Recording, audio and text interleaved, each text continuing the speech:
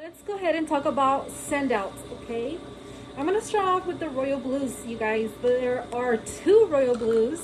I am not gonna go specifically with what tests these are for. Just know that send outs, there's normally, if you work at a hospital, there is a specimen processor, okay? The specimen processor can tell you which one is the one that you need for your test. But normally all laboratories have a website for all send outs where you could do your own research, okay? As a specimen processor, that's all you do. You're just problem solve. In this case, we're talking about blues, and I want you to take a good look because there's a purple one and a red one, okay? So the lavender has a DTA, and this one you get serum out of it, okay? With that being said, what you must know is that after you centrifuge this, you need to grab either the plasma or the serum very carefully. Okay, imagine the red cells are at the bottom. You grab it very slowly, and then instead of using like a pour-off tube, all pour-off tubes look different in different laboratories, but this is a regular pour-off tube, okay? But what you must know about the royal blues is that they always go into these special pour-off tubes. As you can see, this one's purple and this one's red, okay? So if the website is telling you to do royal blue, you do TA, you grab this one, you centrifuge it, and then you pour it off where? This one, okay? And this is your sample. This is what you send out, okay? If the website says that you need a royal blue but serum, then again, you centrifuge it and you pour it off right here, this one. This is a special tube that you might come across. So just keep in mind whenever you see any blues, make sure you do your research at the website. The website is very handy because it will tell you specifically what color tube you need, your minimum, the requirement that you will need, okay? So since I already talked about the blues, I'm gonna go ahead and talk about the white top is the same as the pearl. This is pearl and this is white, okay? We use it for exactly the same thing. They just look a little bit different. But this is when you need plasma. Normally this one, you put it in the freezer, okay? So all you have to know is that it has a gel. So once you centrifuge it, you don't have to use one of these to pour it off, okay? Because this gel will be in the middle, so you could easily remove the lid and pour it off, okay? Another thing is that if you do send outs, make sure before you pour it off to match the patient's name. Label it and then match it before you pour it off.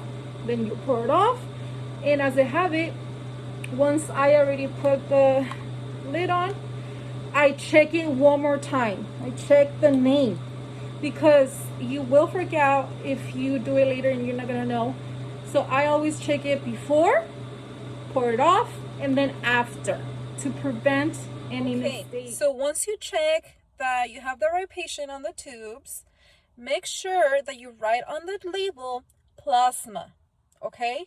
For example, if it's a pearl top, you're gonna put PPT plasma. The PPT, that's what a pearl is, okay? If it's SST serum, okay? And for example, if it's red top, you can put red top serum. You need to specify what you're sending, okay? You need to be as specific as you can, okay? It's very critical. And then if there is room, I write on the label frozen, okay? If it's room temperature, then there you go. Some workplaces automatically, the label will print with, so it will tell you automatically, but if it doesn't have it, I will write it, okay? That's a great tip. Okay, we're gonna go ahead and move on to the dark green. I don't know if you guys saw my order of draw videos, but I did talk about the light green. Okay, that's very common. for hospitals for chemistry tests, but there are also the dark green.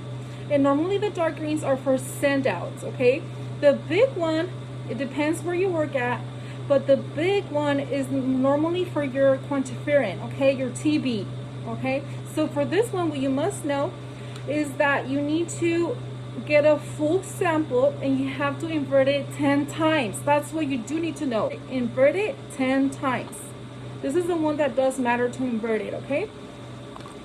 All of them matter, but this is the one that you need to know, okay? And then this one, sometimes, again, if you look at the website, it tells you need a green top, but it's the dark green, okay? The sodium heparin. So then, when you pour it off, again, you use your pour off tube. This one does not have a gel, right? So that means that you need to grab the specimen without mixing, and then you put it there, okay? And by the way, you first go like this, so that way you can grab it and it will go in there. And then once it's in there, you just pour it off like that, okay? All right, let's see. So since I already said that this is for plasma, frozen plasma, there is also this big one. It's not pink top, this is actual lavender. The reason why we have these is exactly for the same thing, okay? The only difference is that this one has no gel, but you might need this to send it whole blood depending on the requirement of the test. That's why you need to look at the website, okay? And we use these most of the time. This is the one that we normally use, but sometimes there's no tubes for some reason, you know, like out of stock. Then we use this one, and then if we don't have neither one, it's okay to use this one still, okay? Because they both will give you plasma. All of these will give you plasma. And normally these are frozen. So if you ever see a Pro Top, most likely it will be frozen. The specimen, the plasma will be frozen. So, I hope that makes sense. Okay, moving on. So we also have a tan, and this is normally for lead. That's the only test that I can remember.